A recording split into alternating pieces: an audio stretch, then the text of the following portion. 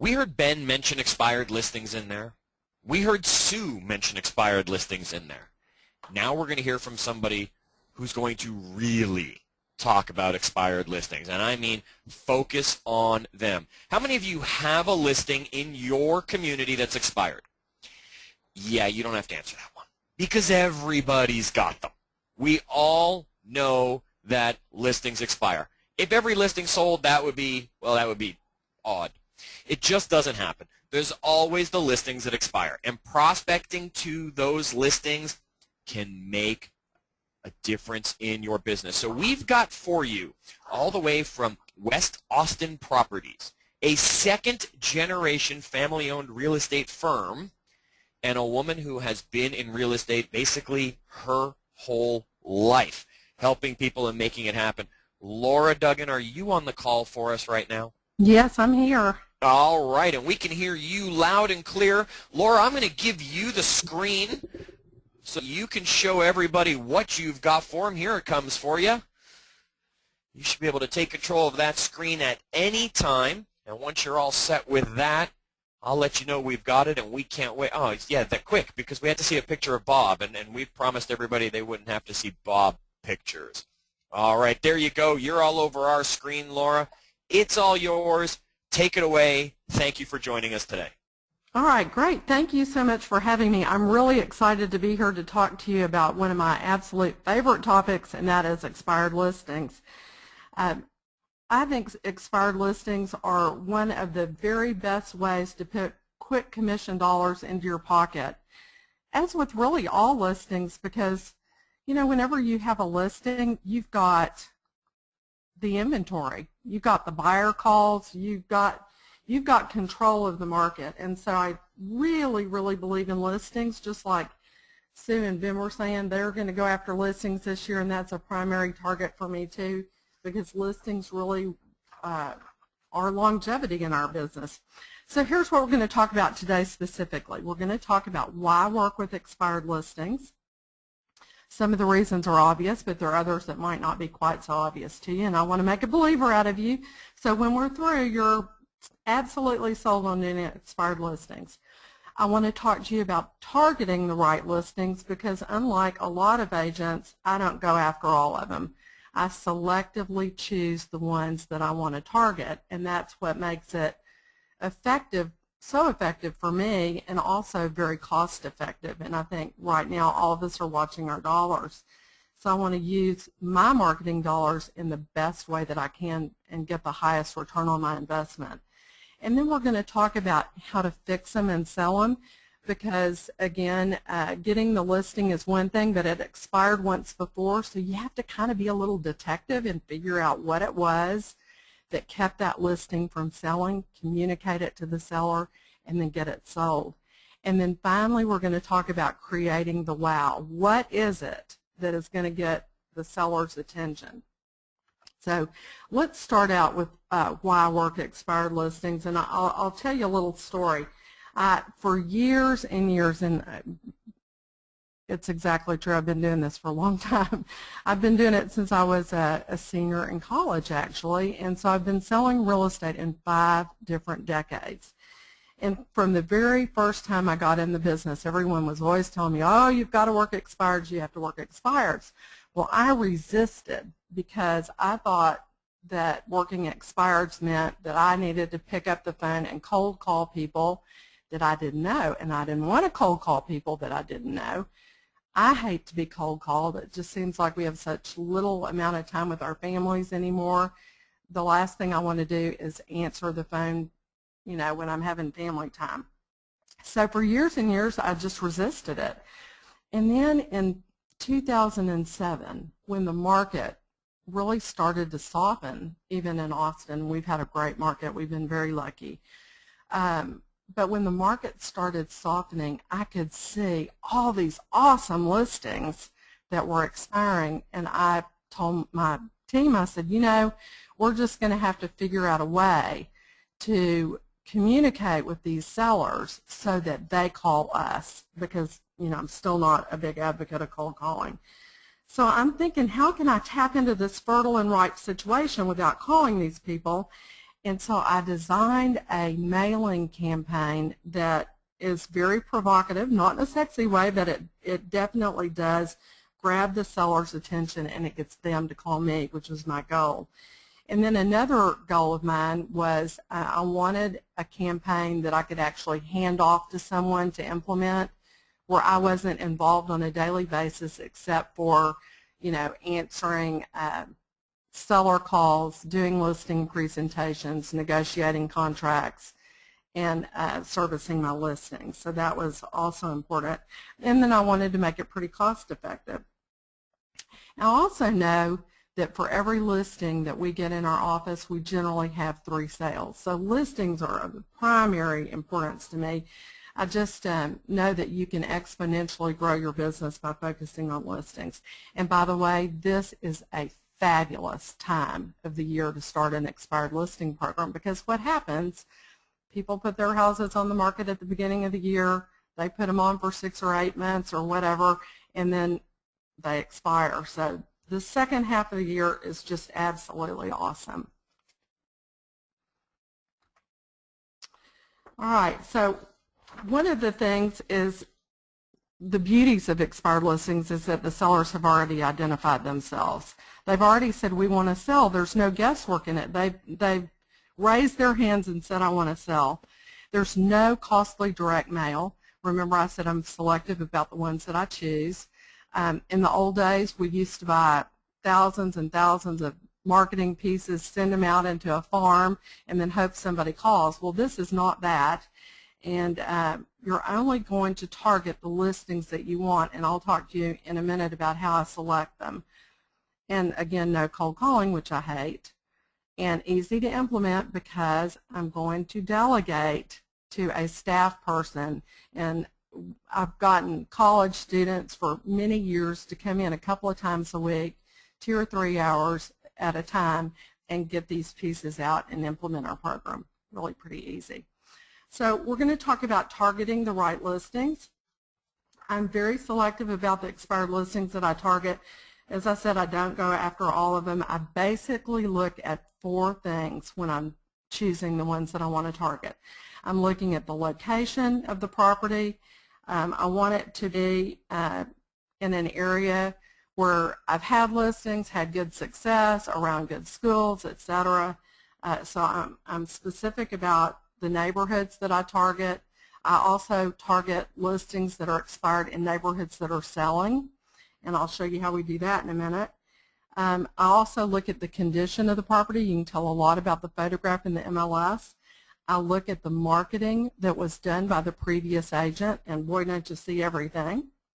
And then I look at the pricing. So every month we track the listings that sell. But here's a condition one. Let's talk about condition first. Here is a quick example of a listing that I would go after, because I know there are so many things that I could change. I have a great team of vendors, and you should make a vendor list of all the vendors that you use, from yard painters, roofers, tree trimmers, everybody. Stick my little team on this house, and they can turn it around in half a day and make this thing look dramatically different. You can see the yard needs to be mowed, all that ivy needs to come off the trees, trees need to be cut back from the windows, the trash can is sitting out in the driveway, which probably means that the garage is full of junk. I would definitely repaint the door a different color because it clashes with the brick. So I love to target an expired like this one because I know I can dramatically make a difference to the exterior appearance and make it so much more appealing. I have an expanded webinar on expired listings, and I go into detail about how to select the vendors and even staging, because I have staging companies that come in and will stage my listings. And do you know that there are staging companies probably in your market that will stage your listings for free? I'll give you the address for that, but it's lauraduggan.com/RainCamp, and you can go to that and see the expanded version of the webinar. And then photography. also matters. This is taken with a realtor camera, and I know lots of realtors think they're great photographers. We whip out our little iPhones, take a shot of the listing, put it in the MLS, and call it a day. Well, the photo of your listing is your first showing, so it's really important that you have good photography, because it's your listing's job interview, basically. And bad photography can definitely keep a listing from selling. So I love to target expired listings that have bad photography. So this is realtor camera. This is the same room exactly with my professional photographer. Now, professional photography does not have to be expensive. I never pay more than $150 and generally less than $100 to have an entire listing shot. No matter what the price point is, every listing gets professional photography, and you owe it to your sellers, because again, it's the job interview for the listings. Accessibility is another one. A lot of times a listing won't sell because of the fact that people either can't get into it, the keys don't work, the lock's funky. I showed a house the other day, or tried to. I open the lockbox, I take the key out, and there's a little note stuck to the key, and it says, fussy key. And I'm thinking, oh, great. So I'm going to probably have to go around to the back and see if the key works in that lock, and it did. But you want to make it as easy as possible for people to get into the house. Alarms are another thing that they alarm buyers, for one thing, and they make it really uncomfortable to show a house. Pets, as you know, can really foil the sale of a house, and sometimes it just takes an honest conversation with the seller to say, look, you know, we've got to replace carpet and you've got to crate your dog. And then tenants are another. Unless you're selling investment property, a tenant is really not an asset. So, by the way, I get at least one expired listing a year because the key doesn't work in the lock. The agent before me did not test the key to see that it opened the door. So all of these things can keep a property from selling, and by fixing these, you have a high probability that you will be the one that does sell it. Fixing a fatal flaw. I love this picture. There is no way to get two cars in this garage. And when you list a house, like I said before, you've got to do a little detective work and find out why the property hasn't sold. And sometimes it's very obvious, as in this property, and sometimes it isn't. Our job is to figure out what is keeping that house from selling and communicating it frankly to the seller. They really want good communication. As Sue said, you know, they expect it. And by having good communication system, you have a lot better chance of success. Yes, Sue talked about having very frequent communication and being very proactive in reporting everything, but the other thing is just being candid. This particular seller actually built this house around this tree.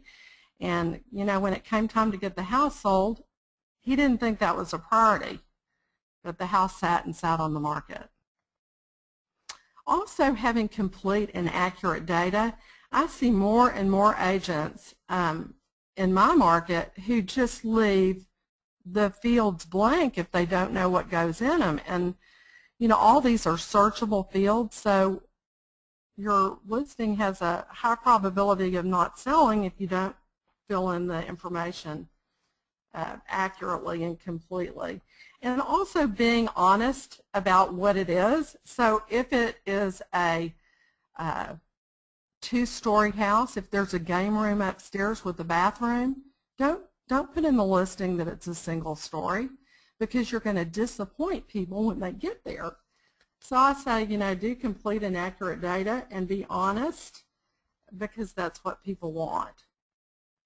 Now, we talked about, or Sue talked about market reports, and we do market reports also every single month. Pricing is the #1 reason that a house doesn't sell. And by doing these market reports, we are able to get our sellers to price their homes correctly. You know, this goes way beyond your CMA, which is pretty much a micro focus in a market. This gives the bigger picture. We do the market report by price band, so you can see 0 to 100,000, 102 sold, 553 active listings, and 5.5 months of inventory, making it a normal seller's market. Well, what if, you're going on a listing appointment, an expired listing appointment, say, and you've got a seller in the 500 to 600 range, and you show them that there are 409 active listings in that price range and only 37 of them sold. That's big information, and it's information that they need to know. It just really gets the seller clear about the value as it stacks up to the other stats in the market. And then we also do our market report by zip codes. And you can change them to do them by little towns on a train route or subdivisions or elementary schools. Any searchable field in the MLS, you can do a market report for. And I actually go into a lot more detail in my other webinar about market reports, but just in a nutshell, we break it down by zip code. This isn't every zip code in my market, but these are the ones that I want to focus on. So this is the one where we collect the data by an area that most buyers and sellers can identify with. If you choose MLS areas, sometimes they don't know where the boundaries are, but they do know where the zip code boundaries are. So it's pretty powerful information to show a seller that there are 139 listings in his zip code and only 8 sold last month. That's a 17-month inventory. We also use these market reports to do our year-end review. So not only do I use them to select the listings, the expired listings that I want to go after, but we take the data from the entire year to decide where we're going to plan for the next year. And then we use it to target specific price ranges and neighborhoods for all of our business. We use it to get our listings priced right.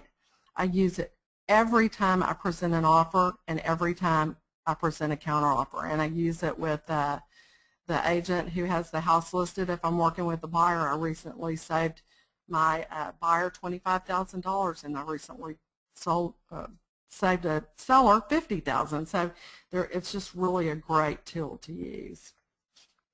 All right, creating the wow, because that's really why we're here.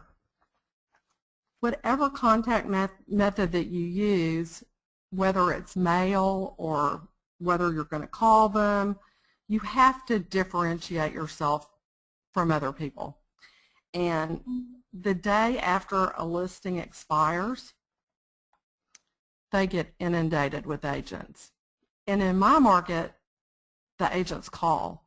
Well, again, I don't like cold calling, but I want to be different. And so what I decided was that I would create something that would really make a big impression when it was received.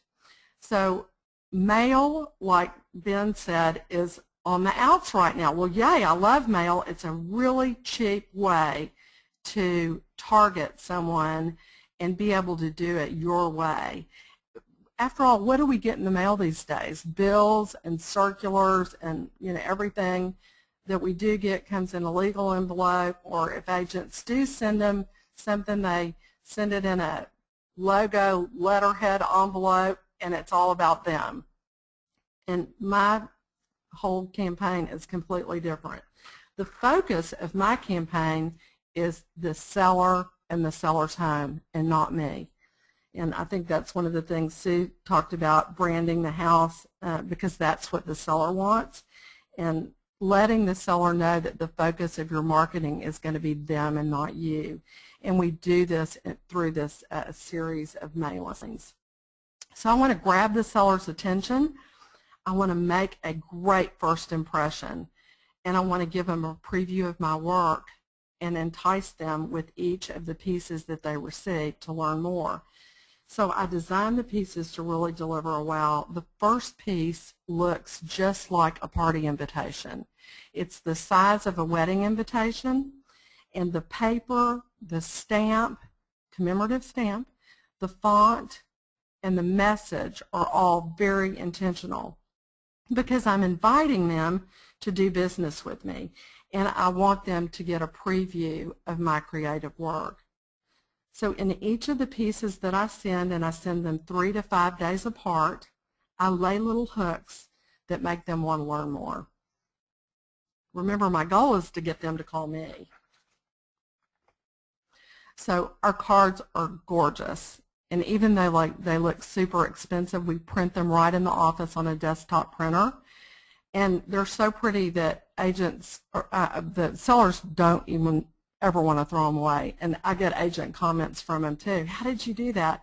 Well, what happens is this actually looks like a watercolor of the seller's home. They're absolutely stunning. There are 6 pieces in my initial series, and sometimes I get the seller to call me on the very first mailing that I send, and other times it's months. I've even had them call me as much as a year later. I go to the listing appointment, they've got all my pieces out on their dining room table because they're just too pretty to throw away. And I've designed it so that each piece appeals to a different personality style in the DISC. If you don't know what the DISC personality profiles are, go and Google it and learn about the DISC, because when you communicate with anyone in their personality style, you have a much greater success rate. I am going to share my absolute favorite script with you. This script is something that I use on every listing appointment and with every buyer, but it's especially effective with an expired listing because the former agent did not tell them the truth. And we know that or the listing would be sold. Most of the time an agent is too afraid to tell the seller why their house didn't sell or why their house wasn't selling. So I get permission right straight up front in my initial consultation with them to tell them the truth. And when I first meet with the seller, I say, Mr. and Ms. Seller, to be most effective in getting your home sold, I need to ask your permission for something. And they say, sure, what is it? I say, I need to get your permission to tell you the truth, because there's going to be a time somewhere down the line in our transaction where I need to tell you something that may not be comfortable for me to tell or for you to hear, but it will likely be the most important thing and makes the biggest difference in getting your home sold. Would that be okay? And they always say, yes, of course. They expected that from their last agent, but they didn't get it.